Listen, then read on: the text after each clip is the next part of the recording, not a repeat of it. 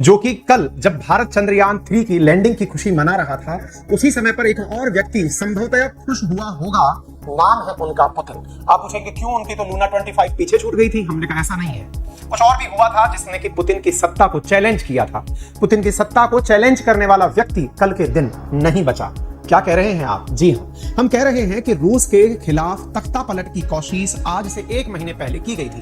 संभवतः आपको याद हो आज जून के आखिरी हफ्ता की वो कोशिश, जिसमें कि रूस की बनी हुई एक प्राइवेट आर्मी जिसे वैगनर आर्मी कहा जाता था, उसके द्वारा रूसी तख्ता पलट का प्रयास किया गया था, यानी पुतिन को सत्ता से उखाड़ फेंकने का प्रयास किया गया था। उसके लीडर थे प्रिगोजिन, जिनको पुतिन के बहुत विश्वस्त लोगों में काउंट किया जाता था। आज उन्हीं के बारे में सुर्खी बनना जरूरी है, क्योंकि पुतिन ने एक बार अपने दिए हुए इंटरव्यू में कहा था कि क्या मैं किसी चीज को भूल सकता हूं? पुतिन ने कहा जी हाँ, बिल्कुल भूल सकता हूं, लेकिन सब चीज नहीं भूल सकता। फिर इंटरव्यूअर ने उनसे पूछा था कि आपके लिए असंभव क्या है भूलना? तो पुतिन ने कहा था बिट्रेयल, यानी कि धोखा। और वही हुआ। पुतिन की सत्ता में जहां वफादारी था, वफादारी की कीमत थी, वफादारी निभाने वाला व्यक्ति था, वही व्यक्ति जब विरोधी बना तो संभवतया सुर्खी बन गया। पुतिन ने बगावत की, संभवतया उसे सजा दे दी। ये मैं नहीं कह रहा, वर्ल्ड मीडिया कह रहा है। विशेष रूप से वेस्टर्न वर्ल्ड तो इसे इस प्रकार से ही प्रकाशित कर रहा है कि क्या पुतिन ने प्रिगोजिन से बदला ले लिया है। आप जब इस घटना को सुन रहे हैं तो संभवतया आपको भारत के अंदर बहुत सारी ऐसी वेब सीरीज, जिनमें से हाल ही में आई मिर्जापुर, याद आ रही होगी, जब कालीन भैया के साथ एक वफादार था, मकबूल नाम से। मकबूल वफादार था, वैसे ही संभवतः पुतिन के वफादार थे प्रिगोजिन, लेकिन मकबूल ने धोखा दिया। कालीन भैया को पसंद नहीं आया। तो क्या कालीन भैया के किरदार में थे पुतिन भैया? यही आज का सेशन है। और ये सारी बातें मात्र एक संयोग ही हो सकती हैं। संभवतः ये भी हो सकता है कि दुनिया भर के ये जो न्यूज चैनल्स जो इसको खबर को छाप रहे हैं, जो कि वेस्टर्न वर्ल्ड से प्रमुखतया हैं, उनमें से अधिकांश का कहना है कि पुतिन ने बदला लिया है। लेकिन इस बात पर भी आशंका व्यक्त की जा सकती है कि पुतिन को यह पता था कि प्रिगोजिन अकेला नहीं, प्रिगोजिन के समर्थन में पुतिन के ही देश में बहुत सारे लोग हैं।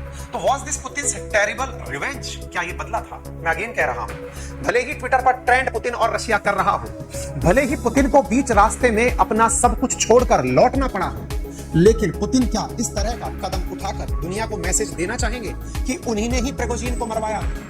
संभवतया इस विषय पर कई प्रश्न उठ सकते हैं। आप सवाल पूछेंगे ऐसा क्यों? पुतिन की ये तेज दौड़ती हुई गाड़ियां, लौटते हुए काफिले, जो ये दर्शाते हैं कि संभवतया इस खबर को सुनने के बाद पुतिन का कारवां लौट पड़ा। इसके पीछे बहुत सारे कारण, और बहुत सारे कारण में जो बहुत बड़ा कारण है वो ये तस्वीरें हैं। मैं एक बार के लिए आपको वो तस्वीरें पहले दिखाना चाहूंगा जिनसे कि पुतिन को डर लगता था। ये वो तस्वीरें हैं जब प्रिगोजिन यात्रा निकलते थे, मतलब तो प्रिगोजिन ने जब तख्ता पलट का प्रयास किया था रूस के अंदर, उस समय पर जब वो लौट रहे थे तो उनके समर्थकों द्वारा सेल्फी ली गई थी। यानी रूस के लोग इस प्राइवेट आर्मी को एप्रिशिएट करते हैं। रूस के लोग जब इस प्राइवेट आर्मी को एप्रिशिएट करते हैं और उस समय पर यदि प्रिगोजिन मारा जाता है तो संभव है कि पुतिन के खिलाफ, पुतिन के ही देश में, रूस में, उनके खिलाफ जनता सड़कों पर उतर आए। और इस बात से कोई किनारा नहीं कर सकता। इसके दो तथ्य हैं, या तो सत्ता के समर्थन में जनता उतरती है या सत्ता के विपक्ष में जनता उतरती है। अभी यहां पर जिसका डर है पुतिन को, कहीं ऐसा ना हो कि प्रिगोजिन के खबर होने के बाद, मारे जाने की खबर होने के बाद जनता सड़क पर उतरे। वहीं दूसरी और एक और तथ्य भी है, और वो ये है कि अब पुतिन के दुश्मनों में यह भय व्याप्त हो जाए कि यदि पुतिन ने इन्हें मरवाया है तो निश्चित ही कोई ना कोई साजिश पुतिन की ही रही होगी। इसकी वजह से भी लोग सड़क पर ना उतर कर आए। देखना होगा रूस में इस बात का रिएक्शन क्या होता है। हालांकि प्रिगोजिन का जहां पर हेड ऑफिस है या फिर जहां वैगनर का हेड ऑफिस हुआ करता था, वहां पर लोग फूल चढ़ाकर, पुष्पांजलि अर्पित करके यहां पर सांत्वना देने पहुंचने लग रहे हैं। इसका मतलब रूस की जनता में प्रिगोजिन के प्रति समर्थन था। क्या पुतिन ने इस बात से निपटने के लिए कुछ किया है? साहब, सुनने में तो यह आ रहा है कि पुतिन ने पहले बेलारूस में ही प्रिगोजिन को रखने भेजा था। बहुत सारे प्रिगोजिन की सेना, वैगनर के लोग बेलारूस में लुकाशेंको के क्षेत्र में जाकर रुकने गए थे। अभी खबर है कि उन लोगों को जैसे ही ये पता चला है, उन्हें खुद के बारे में भी इनसिक्योरिटी होने लगी है। कहीं ऐसा तो नहीं कि प्रिगोजिन के समर्थकों का खात्मा पुतिन बेलारूस में करा दें, और कहीं ऐसा तो नहीं कि उन सैनिकों को फिर से बगावत पर उतरना पड़े। बड़ी मात्रा में बेलारूस के अंदर ऐसे लोगों का समर्थन निकल कर आ रहा है जो कि प्रिगोजिन के साथ साथ बेलारूस गए थे। फिर दिमाग में बड़ा प्रश्न बनता है इस सवाल को देखकर। ये जो उड़ता हुआ मलबा आपको दिख रहा है, प्रिगोजिन के मारे जाने की खबर दिखती है, इन सब के ऊपर मैं आपको कुछ वीडियोस दिखाना चाहूंगा जिन पे लेकर के हम कंफर्म नहीं कर सकते कि ये सही है, लेकिन आप यहां पर एक वीडियो देख सकते हैं। ये आपके सामने एक वीडियो है जिसमें एक हवाई जहाज में आग लगी हुई है, और यह हवाई जहाज में आग लगता हुआ हवाई जहाज नीचे आकर गिर रहा है। किसी लोकल के द्वारा यह वीडियो शूट किया गया है। संभवतः इसी के अंदर प्रेगोजिन थे, ऐसा कयास लगाया जा रहा है। क्यों? क्योंकि रूसी मीडिया में और दुनिया भर की मीडिया में यही वीडियो दिखाया जा रहा है। दिखाया जा रहा है कि जिस फ्लाइट में बैठकर ये जा रहे थे उसमें 10 लोगों के शव और बरामद कर लिए गए हैं। वैगनर से जुड़े हुए टेलीग्राम चैनल जिसका नाम है ग्रे जोन, उसने भी इस बारे में पुष्टि की है। उसने भी कहा है कि ये बिना सबूत दिए रिपोर्ट दी थी, जेट रूसी सेना ने मार गिराया था। उन्होंने कहा है कि ये अपने आप आग लगा नहीं है, संभवतया रूस की सेना ने प्रेगोजिन के उड़ते हुए इस फ्लाइट को शूट किया होगा। इस तरह के वीडियो इस समय सोशल मीडिया पर वायरल हो रहे हैं। अभी मैं कहना चाहूंगा कि इन वीडियोस पर कोई भी पुष्टि नहीं हो रही है, क्योंकि जिस जगह ये गिरा हुआ वहां पर कोई भी ऑफिशियल मीडिया चैनल नहीं पहुंचा है। लोग ही यहां पर पहुंच करके तस्वीरें लेकर सबसे पहले अपलोड किए और वो खबर बन करके आ गई। ऐसी स्थिति में क्या किसी ने उनकी मौत को कंफर्म भी किया है या केवल ये र्यूमर है? तो मैं आपको बता दूं, जिस प्रकार से भारत में एयरपोर्ट अथॉरिटी ऑफ इंडिया होता है, ऐसे ही रूस के अंदर संघीय विमानन एजेंसी है रोसावियात्सिया। रोसावियात्सिया रूस की वो सरकारी एजेंसी है जो कि पूरी तरह से इनकी फ्लाइट्स को कंट्रोल करती है। उसने घटना के 1 घंटे के बाद ही इस घटना को कंफर्म कर दिया।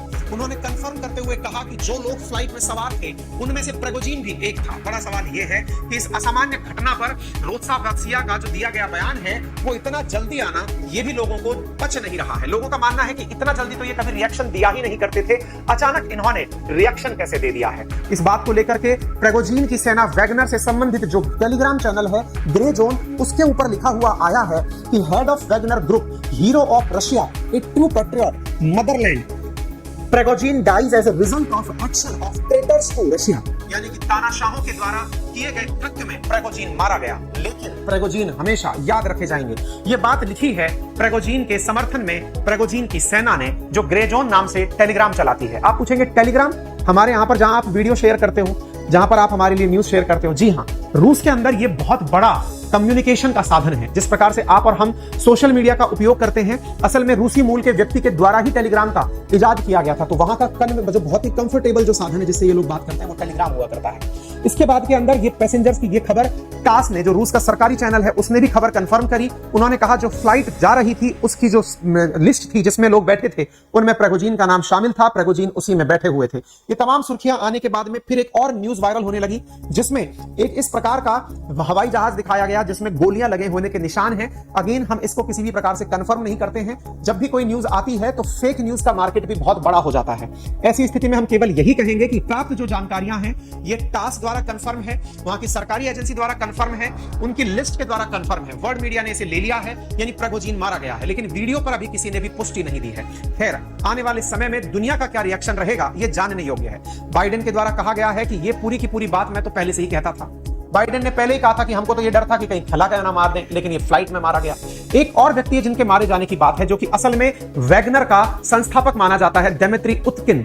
उसके भी मारे जाने की इसी लिस्ट के अंदर खबर आ रही है। कहा गया है कि ये जो प्रेगोजिन है इसके साथ साथ उत्किन भी मारा गया है, यानी कि एक तरह से वैगनर का लीडरशिप खत्म कर दिया गया है। दुनिया भर की रिएक्शंस आने शुरू हो गए हैं, दुनिया के वर्ल्ड मीडिया ने उठाना शुरू कर दिया है, लेकिन देश इस पर बड़ा संभल कर रिएक्शन दे रहे हैं। क्योंकि जब पुतिन इतने बड़े मुकाबले को निपटा सकते हैं, इतने बड़े चैलेंज को हटा सकते हैं, तो फिर वो क्या कर सकते हैं? इस मामले में हर देश चुपचाप चुप्पी साधे हुए है। खैर, दुनिया की प्रतिक्रियाएं क्या रहेंगी आने वाले समय पर हम आपको अपडेट करेंगे। बाकी आपकी इस विषय पर क्या राय है कि क्या पुतिन ने उन्हें जानबूझकर मरवाया या फिर पुतिन के खिलाफ किसी की यह साजिश है? हो सकता है कि रूस को दुनिया में नीचा दिखाने के लिए, पुतिन को नीचा दिखाने के लिए, या फिर पुतिन के खिलाफ जनता को भड़काने के लिए ये वेस्टर्न वर्ल्ड की भी तो साजिश हो सकती है।